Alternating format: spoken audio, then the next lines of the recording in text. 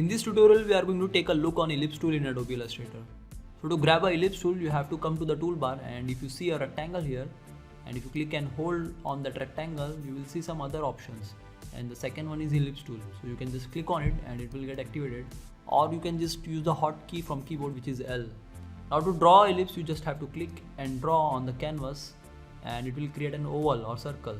Let's try again. Click and draw.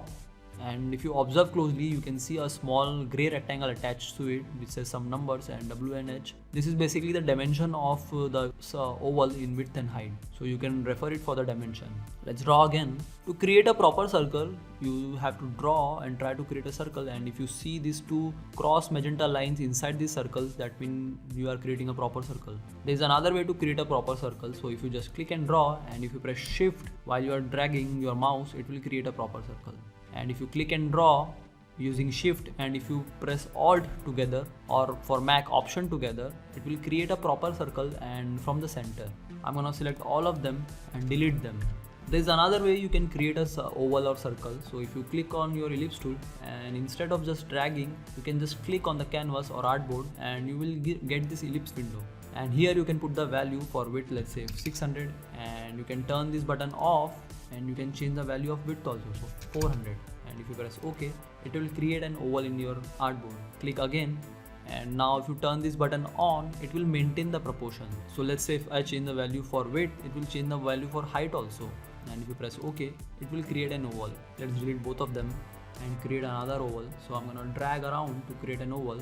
And when you release your mouse button after you create your oval, you can see this selection around it. So this is called bounding box, and this bounding box has some options which you can use to transform your object. So if you come to the center point, you can click and drag to move your circle or oval. And if you use this top tiny square, you can scale it from the top, or use the side one to scale it from the side. And you can also use this corner one to scale it diagonally. And if you press shift while you're dragging, it will maintain the proportion. And again, if you press alt and shift together, or for Mac option and shift together, it will maintain the proportion and scale it from center. And if you want to rotate your circle, you can come here to the corner, and if you see this double-sided arrow, rounded arrow, you can click and drag and it will rotate your ellipse or oval. And if you press shift while you are rotating, it will rotate in the span of 45 degrees.